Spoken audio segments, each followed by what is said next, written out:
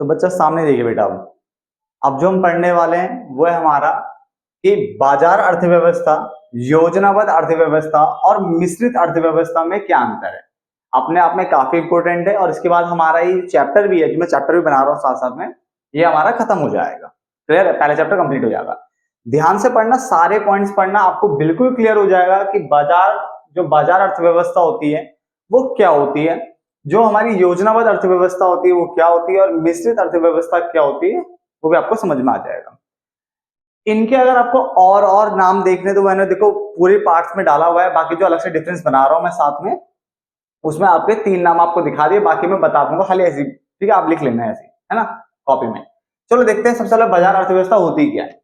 यह एक ऐसी अर्थव्यवस्था होती है, या यह एक ऐसी अर्थव्यवस्था है जहां आर्थिक क्रियाओं को बोल लो या आर्थिक गतिविधियों को कह लो, बाजार की शक्तियों, किस पे, बाजार की शक्तियों। बाजार में क्या चलता है बेटा, मांग और पूर्ति तो चलता है, तो मांग और पूर्ति बोलो या आपूर्ति बोल लो, एक ही बात है, द्वारा नियंत्रित किया जाता है। तो उसने बोला बाजार अर्थव्यवस्था वह अर्थव्यवस्था होती है जहां पे आर्थिक क्रियाओं को यानी आर्थिक गतिविधियों को बाजार की शक्तियों द्वारा नियंत्रित किया जाता है।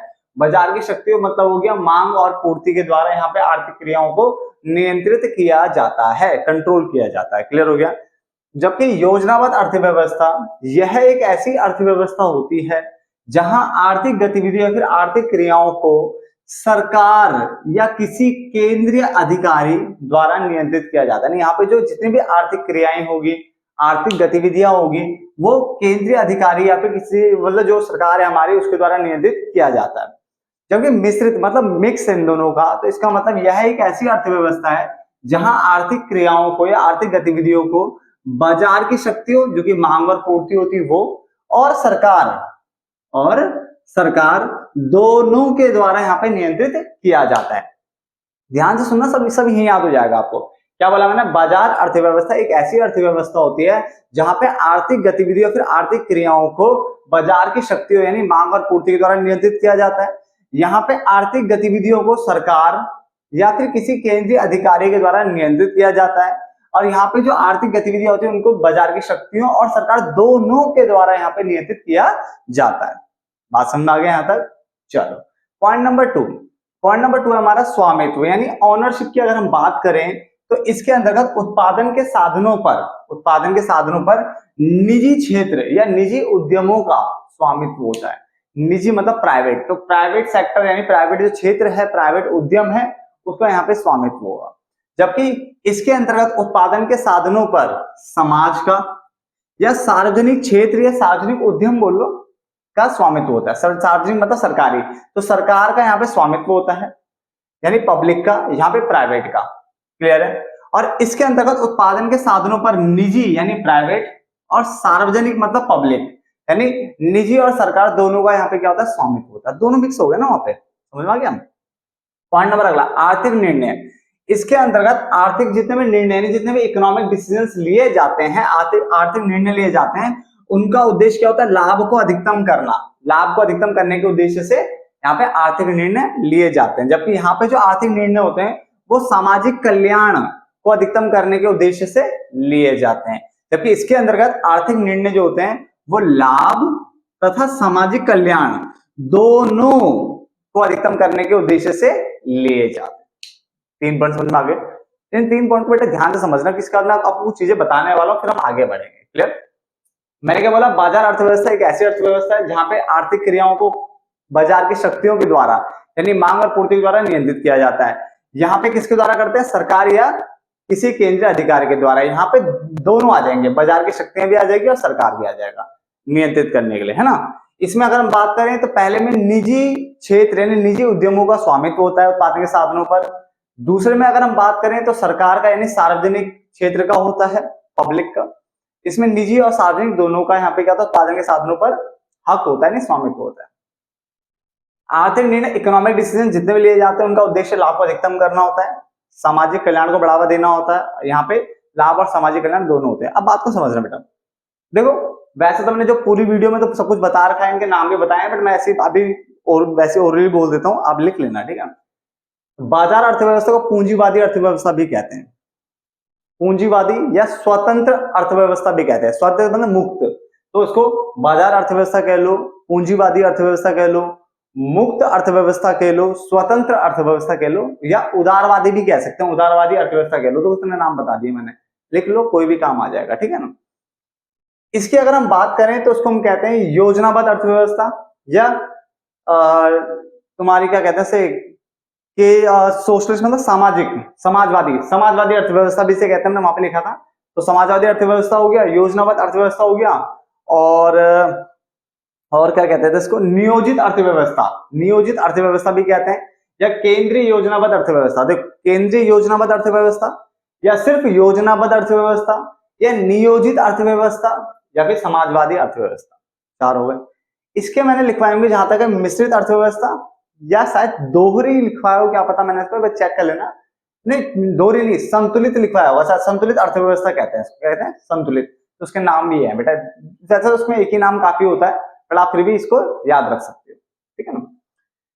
यहाँ पे देखो होता क्या है, देखो मैंने एग्जांपल में लिखा है, जैसे यूएस हो गया, इधर देखिए पहले, यूएस हो गया, यूके, जापान, न्यूजीलैंड, ये क्या आप गूगल जरूर कर लेना, एक बार देख लेना, वैसे मेरी तरफ से तो सही है नाम, यूएस, यूके, जापान, न्यूजीलैंड, ये जो है ना बेटा आपके क्या है, बाजार अर्थव्यवस्था यानी कैपिटलिस्ट इकोनॉमी को फॉलो करते हैं। China, Vietnam, Cuba, north Korea, ये जो करता है योजनाबद्ध अर्थव्यवस्था को यानी कमांड इकोनॉमी को क्या करते हैं, सोशलिस्ट इकोनॉमी को ये फॉलो करते हैं। और इंडिया, फ्रांस, जर्मनी, स्वीडन जैसे कुछ कुछ नाम लिखे, सारे नहीं है, कुछ कुछ लिखे, ये मिश्रित अर्थव्यवस्था को क्या करते हैं, फॉलो करते हैं। क्लियर हो गया। अब समझने वाली बात है मिश्रित में हो कैसे रहा है। देखो, चलो यहाँ तो बाजार में सारा छोड़ दिया, यहाँ सरकार के पास छोड़ दिया सारा, यहाँ पे कैसे करेंगे। तो देखो इंडिया में आपने देखा होगा कुछ ऐसे एरियाज है जो कि काफी अच्छे हैं, साफ सफाई अच्छी है, वहां पे लोगों का रहना सहना, खाना पीना जो भी है वो काफी अच्छे लेवल का है, स्टैंडर्ड काफी हाई है। तो वहां पे क्या है, आपको ना बाजार की शक्ति पर छोड़ दिया जाता है कि आपको जो कोई बिजनेस ओपन करना है, आपको खरीदना बेचना जो भी करना ना वो आप खुद कर सकते हो, मांग पूर्ति पे डिपेंड हो जाता है सारा वो। तो वहां पे तो अपना प्राइवेट वाले लोग खुद से प्ले कर लेते हैं रोल, ठीक है ना। बट जैसे कुछ भारत में सारी चीज तो डेवलप नहीं है ना, कुछ ऐसे एरियाज भी तो हैं जहाँ पे क्या नाम है बहुत जो पिछड़े हैं। वैसे डेवलपिंग कंट्री हमारी, तो कुछ एरिया तो अच्छे हैं, कुछ एरिया भी बहुत ज्यादा पीछे हैं। इस टाइप का आपको देखने को बहुत ज्यादा चीज मिलती है। तो जैसे मान लो कुछ एरिया बहुत ज्यादा पीछे है, तो अगर तुम वहां पे बोलोगे तुम खुद कर लो, तो कैसे कर लेंगे यार वो। वहां पे पहले सरकार को आगे आना पड़ेगा, सरकार को आगे आकर के उनकी मदद करनी होगी। वहां पे रोड, रेलवे, जो भी वो कम्युनिकेशन बोलते हैं, हम ट्रांसपोर्टेशन बोलते हैं, बैंकिंग, इंश्योरेंस, ये सारी सर्विसेज वहां लानी पड़ेगी। जब वो आएंगी, लोग उनको देखेंगे, उनको बेचारों को रोजगार मिलेगा, तब जाकर के फिर बाजार की तरफ बढ़ेंगे वो, है ना। तो इसका मतलब भारत में ये जो कंट्री नहीं बेटे, डेवलप्ड कंट्रीज टाइप के, जैसे यूएस हो गया, हम बोलते हैं ना, अमेरिका की बात करते हैं डेवलप्ड है, तो उसमें बाजार पे सारा बाजार वाली अर्थव्यवस्था को फॉलो करता हूँ, ज्यादा अच्छा लगता है उसको, है ना, यानी कैपिटलिस्ट को। और इंडिया इसको क्यों कर रहा है, आपको समझ में आ गया कि अभी पूरी तरह से नहीं है, बहुत सारे एरिया पीछे हैं, अभी बैकवर्ड एरियाज हैं, ठीक है। और कुछ कुछ जगह पे क्या नाम है अच्छा भी है, तो फिर दोनों को रख करके मिक्स तरीके से हमारे यहाँ चलाई जाती है इकोनॉमी को। क्लियर हो गया ना। चलो अब सरकार की प्रत्यक्ष भूमिका वाला पॉइंट पढ़ लेते हैं। सरकार की प्रत्यक्ष भूमिका, तो उसने कहा उत्पादन की प्रक्रिया में सरकार की प्रत्यक्ष भूमिका नहीं होती, नहीं सरकार यहाँ पे डायरेक्टली सीधे हस्तक्षेप नहीं करेगा। उत्पादन की प्रक्रिया में सरकार की प्रत्यक्ष भूमिका होती है, यानी यहाँ पे सरकार दखलंदाजी करेगा, ठीक है ना। जबकि हम यहाँ पे बात करें तो उत्पादन की प्रक्रिया में सरकार की भूमिका जो होती है वो संतुलित होती है बेटा, यानी जहां पे उसे लगेगा कि करना चाहिए वहां करेगा, हर जगह हाथ नहीं मारेगा। समझ में आ गया, सरकार हर जगह हाथ नहीं मारेगी, संतुलित होती है। यहाँ पे क्या होती है, संतुलित। प्रतिस्पर्धा की बात करें हम, कंपटीशन की अगर हम बात करते हैं, तो इस अर्थव्यवस्था में प्रतिस्पर्धा को प्रोत्साहित किया जाता है, बढ़ावा मिलता है। बाजार में कंपटीशन देखने को मिलता है, तो इसका मतलब इस अर्थव्यवस्था में प्रतिस्पर्धा यानी कंपटीशन को देखने को मिलेगा, उसको प्रोत्साहन मिलता है। जबकि यहाँ पे प्रोत्साहन नहीं मिलता है, यहाँ पे कंपटीशन नहीं है, यहाँ पे कल्याण करना है, सामाजिक यहाँ पे सामाजिक कल्याण में वेलफेयर को बढ़ावा देना है। इसका मतलब यहाँ पे प्रतिस्पर्धा को प्रोत्साहित नहीं किया जाएगा, ठीक है ना। और इस अर्थव्यवस्था में सीमित प्रतिस्पर्धा, यानी जो जो बाजार वाले पॉइंट के अंदर आ रहे होंगे वहां पे प्रतिस्पर्धा होगी, जो सरकार वाले में आएंगे प्रतिस्पर्धा नहीं होगी। तो सीमित टाइप का यहाँ पे देखने को मिलता है। क्लियर है। तो 2 पॉइंट पे ध्यान देना। सरकार की प्रत्यक्ष भूमिका, सीधी भूमिका, सरकार क्या डायरेक्टली इंटरवेंशन कर सकती है, हस्तक्षेप कर सकती है। तो उसने कहा यहाँ पे तो नहीं करेगी, यहाँ पे इसका घर है, सरकार का ही पूरा अड्डा है, तो यहाँ पे करेगी, ठीक है। यहाँ पे संतुलित है, करेगी भी नहीं भी, इस टाइप का, जहां लगेगा उसको करना चाहिए वहां करेगी, वरना हर जगह हाथ नहीं मारेगी, संतुलित टाइप का है। प्रतिस्पर्धा, यहाँ पे प्रतिस्पर्धा को प्रोत्साहित किया जाता है, यहाँ पे नहीं किया जाता है, यहाँ पे सीमित प्रतिस्पर्धा की अनुमति दी जाती है। क्लियर हो गया। समझ में आ रहा होगा ना बेटा पॉइंट? ठीक है, लास्ट के 2 पॉइंट पढ़िए, इंपोर्टेंट पॉइंट है दोनों के दोनों लास्ट के। मूल्य निर्धारण, इसके अंतर्गत मूल्य निर्धारण यानी जो हम मूल्य का जो निर्धारण किया जाता है वो बाजार के द्वारा किया जाता है, नहीं मांग और पूर्ति की शक्ति द्वारा किया जाता है। मूल्य निर्धारण, प्राइस को डिटरमाइन करना ना, बाजार की मांग और पूर्ति की जो शक्ति है वो कर लेगी। इसके अंतर्गत मूल्य निर्धारण कौन करेगा? सरकार करेगी। कॉन्सेप्ट सिंपल सा है। इसके अंतर्गत कुछ वस्तुओं का मूल्य तो है सरकार द्वारा सरकार तय करती है, और कुछ का मूल्य जो होता है ना, कुछ का मूल्य वो कौन करेगा? बाजार की शक्ति द्वारा तय किया जाता है, क्योंकि मिक्स हो गया। And the last one is उपभोक्ता संप्रभुता बोलो, या उपभोक्ता सार्वभौम है, या उपभोक्ता बॉम नहीं बोला, भौम बोला, ठीक है ना, और उपभोक्ता संप्रभु है। इस तरह से बहुत सारे वर्ड आते हैं हिंदी में। इसके ऊपर बेटा 1 नंबर का क्वेश्चन आता भी है, तो ध्यान रखना इस पॉइंट को कि यहां उपभोक्ता पूरी तरह से सार्वभौम है, ठीक है, और उत्पादक उपभोक्ता की पसंद के अनुसार वस्तुएं बनाते हैं। यानी यहाँ पे कंज्यूमर को भाई साहब सबसे ऊपर रखा जाता है। जो कस्टमर होता है उसको भगवान माना जाता है बाजार में, आपको पता ही है।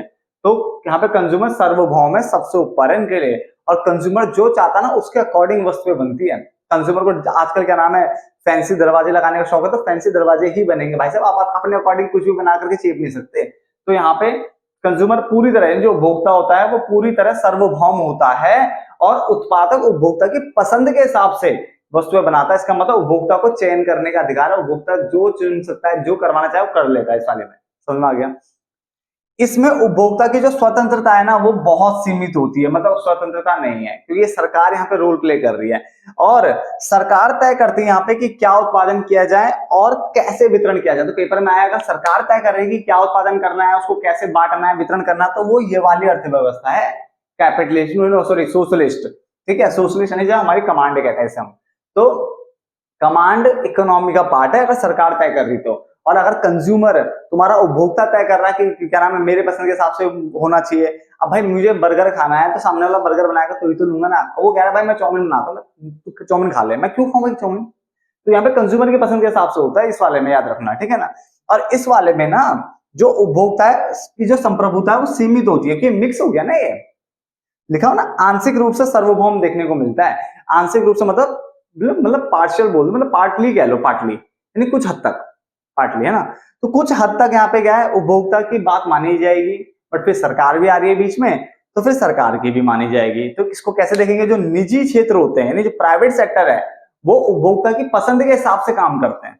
प्राइवेट सेक्टर यहाँ पे उपभोक्ता की पसंद के हिसाब से काम करेंगे, और जो सरकार है वो अपने अकॉर्डिंग काम करेगी, ठीक है ना, उसको कैसे क्या उत्पादन करना और कैसे उसको कैसे बांटना है। तो सरकार भी रोल प्ले करेगी यहाँ पे, और निजी क्षेत्र भी करेगी। तो इसलिए जो आंशिक रूप से यहाँ पे सार्वभौम देखने को मिलता है, सीमित संप्रभुता देखने को मिलेगी। समझ में? यहाँ पे तो है ही नहीं, यहाँ पे सरकार सब कुछ डिसाइड कर रही है, यहाँ पे सार्वभौम है, यहाँ तो उपभोक्ता की चलेगी सारी। तो चैप्टर भी खत्म होता है, डिफरेंस भी खत्म होता है, ठीक है। फटाफट से नोट डाउन कर लो। मिलते हैं चैप्टर नंबर 2 में, तब तक के लिए धन्यवाद।